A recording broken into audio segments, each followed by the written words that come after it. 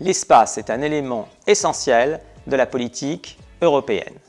Aujourd'hui, nous ne pouvons pas être une grande puissance si nous n'avons pas de politique spatiale qui nous permet non seulement d'accéder à l'espace en toute autonomie, mais aussi d'avoir nos propres satellites et nos propres réseaux d'information spatiale.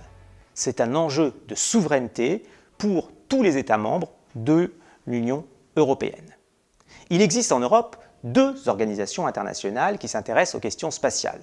Historiquement, l'Agence spatiale européenne a été créée en 1975 pour promouvoir la coopération autour des programmes spatiaux. Et on doit à l'Agence spatiale européenne le programme Ariane qui a permis à l'Europe une autonomie dans l'accès à l'espace, mais aussi des grands programmes comme des programmes de satellites de télécommunications, bien sûr la science et un ensemble d'activités qui sont menées avec nos grands partenaires.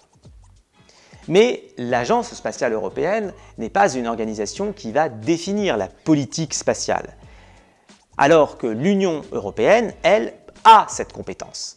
Et la compétence de l'Union européenne en matière spatiale n'est arrivée que très tardivement, au moment où l'Union européenne avait pris conscience de l'importance du spatial en termes de souveraineté et de puissance. Aujourd'hui donc, l'Agence spatiale européenne et l'Union européenne coopèrent autour de grands programmes qui vont permettre à l'Europe de maintenir sa position de puissance spatiale. Ces grands programmes, ce sont Galileo, l'équivalent du GPS américain, Copernicus, un programme d'observation de la Terre et plus récemment un programme de surveillance de l'espace, qui est un programme essentiel pour pouvoir déterminer ce qui se passe dans l'espace extra-atmosphérique, protéger nos satellites, prévenir les collisions dans l'espace.